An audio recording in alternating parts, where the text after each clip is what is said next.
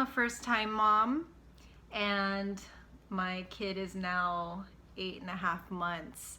So I kind of wanted to just share my birthing story, because I know that when I was waiting for the Labor Day to come, I was all over YouTube watching every single video, birthing videos, natural versus using an epidural. And my husband and I actually took birthing classes. I think we took a month's worth of birthing classes to help us, because initially I wanted to go in naturally, as natural as possible. And I went into the birthing process thinking, all right, this is all gonna be mental, just get through it and think of the prize, which is the baby. That was my thought process. But going into it from the beginning was not part of my plan.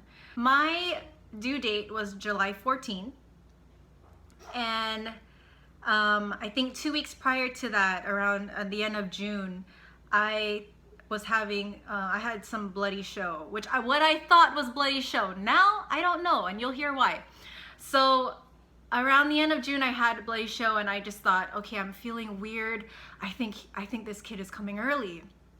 So I let my work know that I was leaving early. I was gonna take 2 weeks, give myself 2 weeks from leaving work and the July 14th due date to kind of just write it out and see, because I thought he was coming early. There was just all these indications.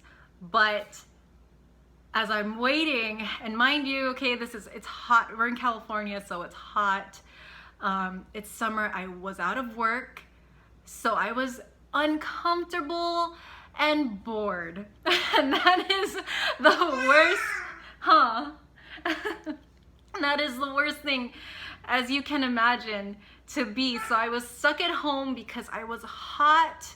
I gained 50 pounds in my pregnancy. I started my pregnancy, I'm 5'1" and 3/4", so I'm 5'2", and at the start of my pregnancy, I was 108 pounds. And then by the end of it, I was 150 something. I gained 50 pounds basically with my pregnancy. So you can imagine, it's hot. I gained 50 pounds. My body, there was a lot of stress on my body. I was swollen. And at the time, my doctors anticipated, looking at the size of my belly, that this kid was gonna be 6-7 pounds, about average, because I had a pretty healthy pregnancy the whole way. So July 14th came and went. July 15th came and went. July 18th, 19th, 20th came and went, and there was no sign of this kid ready to come out. So it was terrible. And finally, we got to the 1 week, 3-day deadline, and they were like, okay, we need to induce you. So I was like, crap, already not part of my plan, I'm being induced. But you know what, I was so uncomfortable. I was like, okay, let's get the ball rolling, let's go. So I went in, and the method that my nurses used for me to get the process going was using the Foley bulb, or Foley bulb, I'm not sure how you pronounce it, but basically it's this balloon that's inflated with water, and it's connected to a rod. So the purpose of the Foley bulb is to help you dilate. So I had to go in and get that inserted up the you-know-where, and the Foley bulb has to go past the cervix, okay?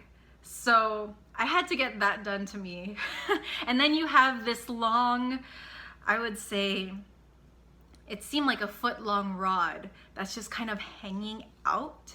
So you can imagine just this thing that's just hanging out, and it's hanging there as you're walking. And yeah, they tape it to your thigh, but not probably the most uncomfortable I've ever been up to that point.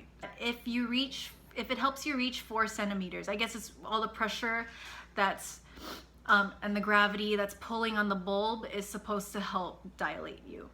So then they said, expect it to just fall out on its own. Next morning, it was time for my follow-up appointment, and the bulb had not fallen out. It was still there. And I was so I felt so helpless. at that point. It was still there, and I was like, oh my God, I've been pregnant for 10 months and it's gonna keep going. So we went in, I got checked, and I'm already completely disappointed, completely just drained from just this whole waiting. And then the nurse comes in, she goes, how do you feel? And I'm like, I feel terrible. It didn't even, the Foley bulb didn't even fall out. It didn't work. And then she goes, boop, and she pulls it out. And she's like, oh, you're at 4 centimeters. So, huge wave of relief. It did what it was supposed to do, thank God, because I hated that thing. I hope you never ever have to experience wearing or having the Foley bulb in there.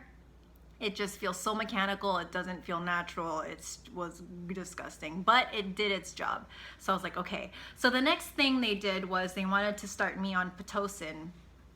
Another thing going into within all the birthing classes, I knew I didn't want Pitocin. I've heard horror stories. I've read horror stories about how it kickstarts your labor or it doesn't work and it just, all these things.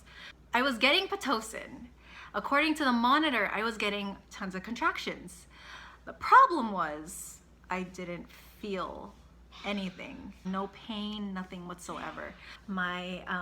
So my husband and I would walk around the hospital floor, labor and delivery unit, and there would be all these pregnant women, and they are obviously in labor, and they're walking around because you need to do that to kind of get through it. And a lot of them had to stop. They're walking with their nurses or their husbands, and they stop and they lean against the wall and they're having a contraction. You can see the pain, you can feel the pain because you see their breathing changes, they're concentrating, they can barely stand on their own. And then here's me and my husband. I'm rolling around my IV tower thing that's dripping this Pitocin that's supposed to kickstart my contractions, and we're rolling around and we're laughing, we're telling jokes, and I'm completely comfortable. Finally, after about I think 24 hours of them dripping the Pitocin in and nothing was happening, they gave me a tablet called miso. So then you put it under your tongue, let it melt, and that's supposed to help. And let me tell you, the miso finally got signaled to my body, okay, it's time for labor, because I got the miso, I think it was 5 in the morning. I took it, and then I think about 2-3 hours after that, I started feeling contractions, and I could tell because it felt different.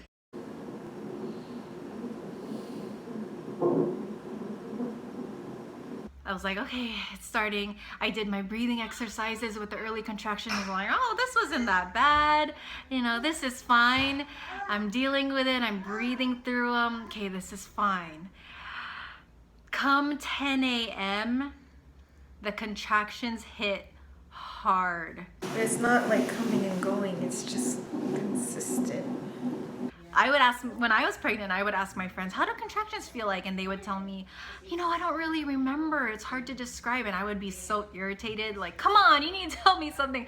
But honestly, I don't remember how they felt like at all. I just remember them being so intense that I was shaking. And I think I was blacking out, in and out. I don't know. It was such an out-of-body experience, like people say. What worked for me, which was shocking, was wet washcloths. Cold washcloths was what helped me get through that intense time of those contractions. So my husband and my mom were in the room, and they would just wipe these wet cold washcloths over my body, like my arms and my legs. They would just keep wiping, and for some reason that helped me get through it. So I think I was in those intense contractions. I had those intense contractions for 4 hours, and at that point, and mind you, I had just done the Foley bulb, and I did 24 hours of Pitocin, and just being in the hospital for that long was so draining already. So after 4 hours of the intense, with no drugs or pain relievers or anything, I needed some relief. So they gave me a shot of fentanyl, which is just a quick pain reliever. It gives you a little breather. And once they shot that in me, I was like, oh my gosh, this is amazing. I feel great. I feel woozy. This is perfect. But it wore off, I swear. I don't know how long the effect lasted, but I felt like it wore off in 15 minutes. Like I was back to that pain. So eventually I asked for the epidural. I didn't want to do it going in. I didn't want to do it. So the anesthesiologist, we had to wait 45 minutes for the anesthesiologist to come. That was a killer. That was a killer. Because there was only one anesthesiologist on the floor working that day, and there's moms in labor all over. So I had to wait 45 minutes. And then he finally came in. He rolls in with his huge cart, and then he gets a call, and we can hear on the line, and he's like, a nurse is telling him, oh, the woman you just administered, she said she's not feeling it. So he leaves. He leaves. To my horror, he leaves, and he's like, I'll be right back. Dude, I've been waiting for you for 45 minutes. So I don't know how much longer we had to wait. My husband will know better than I do, but felt like an eternity. Finally came back. Honestly, I felt a sting in my back, but compared to the pain, it was nothing. So I got my epidural, and it knocked me out, and I fell asleep. When I woke up, I don't know how long I was asleep for. When I woke up, I was 10 centimeters. I was ready to push. I was feeling great. So then I started pushing, and I still had the epidural in me. So once they started pushing, I felt nothing, and it was so easy, and I was like, oh, this is great. I feel great. Let's get this kid out quick. The clock was right in front of me, and I was like, okay, let's do this.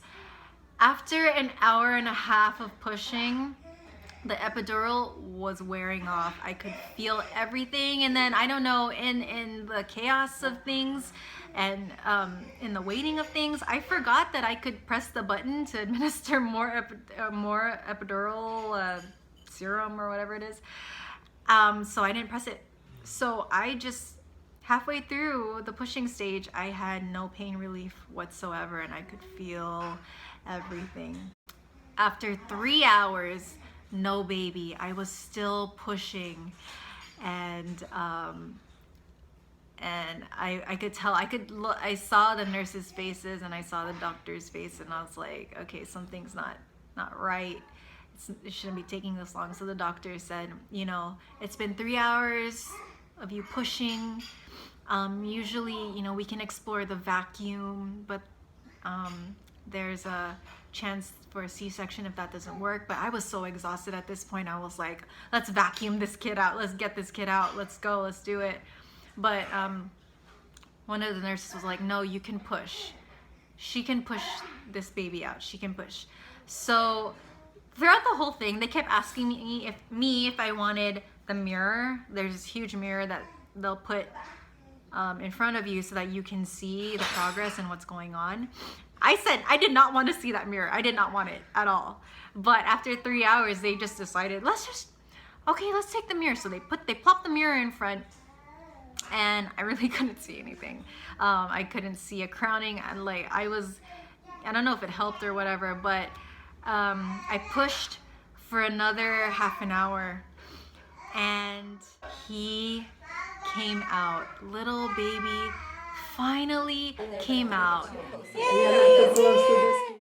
He was 12 days late, mind you. Took 3.5 hours to push, and he came out. They put him on top of me, and the first impression I got was, the first thing I said was, wow, he's so heavy. And the kid was, okay, I remember I told you I'm 5'2", almost 5'2", tiny, small person. My son came out, and he was 8 pounds, oh, that's him right now. He was 8 pounds, 15 ounces. So practically a 9-pounder. And actually my husband's uncle makes a joke that if my husband kind of left more of the umbilical cord, if he didn't cut off as much as he did, we probably would have gotten that extra ounce to get him to 9 pounds in the documents. One thing that happened, the funny thing that happened was when I was pushing, there was a huge pop, like a tiny explosion. And seriously, honest to God, I thought that his head exploded. I don't know, I thought the baby's head exploded. But it turns out that was the water, my water breaking, and it just kind of popped out and popped all over my husband's clothes. So there was meconium in it, so that was a little concerned, but the doctors were like, oh no, it's okay. He's 12 days overdue, so that's okay. And then he came out perfect. He was great. The sad thing was the doctor, you know how they put that mirror in front of me? So the doctors left that mirror there while they were cleaning the baby and while they were cleaning me. So I had to watch the whole thing, and remember I had no pain relief, so I felt the whole thing. I watched the whole thing, them taking out the placenta, cleaning it out, getting stitched up. I had to watch that. I had a 2nd-degree tear, but considering how big he was and how small I am, that's fine. Here's the baby. Say hi. Say hi. So this is the big boy. He's 8.5 months now, and just such a joy. Really, he's crawling and he has a tooth and everything. The biggest tip I think that I want to share that was helpful to me is when I was pregnant, I bounced on, you know, one of those yoga balls and exercise balls. I bounced on that for hours every single day. And I think that definitely helped open up my pelvis, and it got my body ready to push this kid out, even though it took so long. Huh? Took so long? You didn't want to come out? Yeah, you didn't want to come out. If you're having anxiety about giving birth, I don't blame you. I had the same experience. Yes, it's intense. It's a lot of work. But look what you get. You get a baby who loves you unconditionally. We're gonna post more videos to encourage you, help you out, and hopefully kind of relieve any kind of anxiety or stress that you feel. Yeah, for being a new mom. Because it is a crazy journey. Yeah?